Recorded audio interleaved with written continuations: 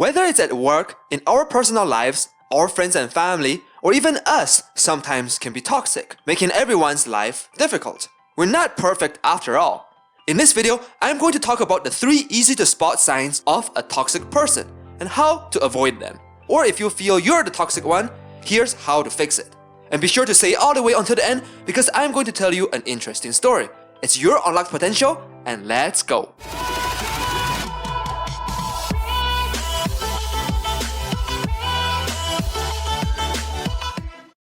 First sign, the person makes everything about them. Now, I want to clarify this one before we get into it. There's a time and place and people for everything. It's not that you shouldn't make everything about yourself, it's when you make it about yourself. For example, you might be going through a bad breakup, or someone in your family is sick, or you're struggling at work. Maybe you want to share some of the experiences you had and need someone to care, and that's perfectly normal. It's fine to talk about your struggles with someone you can confide in at a private setting.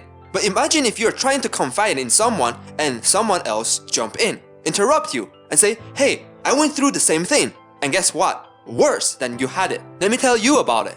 They have directed all the attention to themselves instead, and it was your conversation to begin with. If you want to chime in and steer the conversation back to you, instead of giving in to this tendency, they might want to talk about themselves some more. Or if every time you see them and all they talk about is themselves and never give a chance for someone else to speak, or they never ask how you've been, you might want to watch out for this toxic trait. This applies to work and personal lives. At work, if they interrupt your idea or put down your contribution, then it's also a cause for concern. A simple question you can ask is, do they know more about me than I do about them? If so, I'm probably speaking too much and not listening or asking enough. And vice versa, do I know more about them than they know about me? They have been either speaking too much or not giving me a chance. I might want to speak out some more, and if they interrupt me or brush me off, they might be the toxic one. It's important for everyone to listen and reply when needed, not just eagerly wait for your turn to speak. Second sign, they're jealous of the success of others. We've all gotten jealous one time or another. While it's a common trait and usually harmless, it can turn into a toxic behavior at work. This can especially be true if you also happen to be a brilliant employee at your job. For example, usually those ones that get compliments, pats on your back, and fast career progression.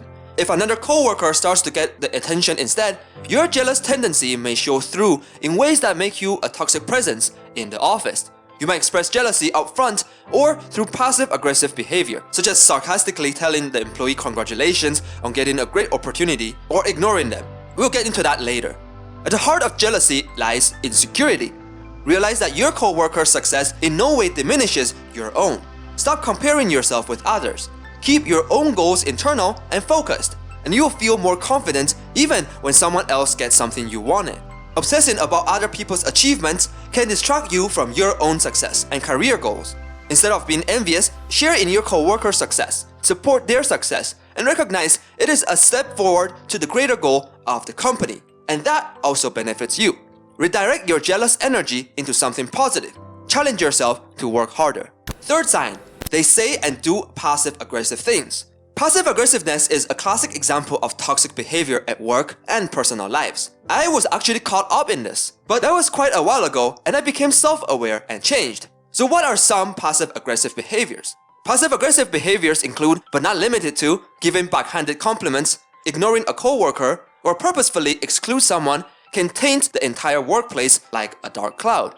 If being passive-aggressive is a chronic behavior for you, it can be difficult to become aware of when you're doing it and even harder to make a change. The first step is to learn more about it. Passive-aggressiveness can come through as a coping or defense mechanism. Toxic employees who use this outlet tend to do it when they feel threatened, jealous, or insecure. Instead of coping with your feelings through aggression toward coworkers, get them out in a more productive way. You can always try meditating or exercise, which both help to get rid of negative feelings. Even taking walks every couple of hours to get away from the computer screen. You can get back to work with less pent-up anger or irritation. And you can always talk to your friends about it and be open to any constructive criticisms. Story time! Since I promised a story, here's a story of a toxic person and how she affected the lives of others. This story has affected one of my friends, and we'll change the name for anonymity's sake. Let's call her Emily. Emily was a friend of Kathy, They met at work and it all started like a regular friendship. Problems started when they became closer friends. Emily would show up at Kathy's house unannounced and spend all night talking about her problems and her problems only. That's all that mattered. Generally, her problems are centered around a man she was dating at the time. Whenever Kathy suggested something or had any opinions to offer, Emily would brush it off and start speaking over Kathy and interrupt whatever she had to say. Essentially, Kathy was just to sit there quietly and listen to Emily talk. Once, Kathy suggested that perhaps the person she likes isn't a great guy, and immediately after, Emily insinuated that Kathy was trying to get between them and try to have the guy for herself, which was simply not true. And instead of listening to Kathy, Emily dated the guy and in the end always come to her to complain. Kathy simply could not have a different opinion than Emily. Emily was also super critical of everything and everyone, whether it be politics, relationships, career, entertainment, or anything. Only her opinion matters. Any little fault with someone or anyone with a different opinion than her, Emily would call them bad names and how they are inferior compared to her. When it was around Christmas time or Emily's birthday, Kathy would always treat her dinner or get her gifts. But Emily didn't even say thank you or reciprocate any kind gestures. In fact, all the time Emily was friends with Kathy, she did not offer a single compliment. During their friendship, they would suddenly lose contact, and it was only when Emily needed someone or something that she reappears in Kathy's life. When Emily was not dating anyone, she would complain every single day about how she wants a boyfriend, but would never do anything to change about herself, whether it is to fix her personality, appearance, her attitude, or certain perspective. Emily is always very cynical and pessimistic about other people or even herself. She was also very jealous. While she was conscious about her body weight, she put others down using her career or quote-unquote higher intelligence compared to others. The moral of the story is, don't act like Emily because she has so many toxic traits. And also, don't be like Kathy either. If you try to change them but they have never listened, perhaps it is better to avoid or live without them. If you have tried to help them but all they do is bring you down, you deserve peace in your life.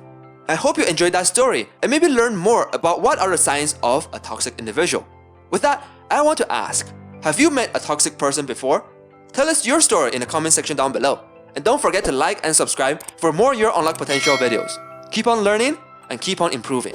I'll see you all next Sunday. Cheers!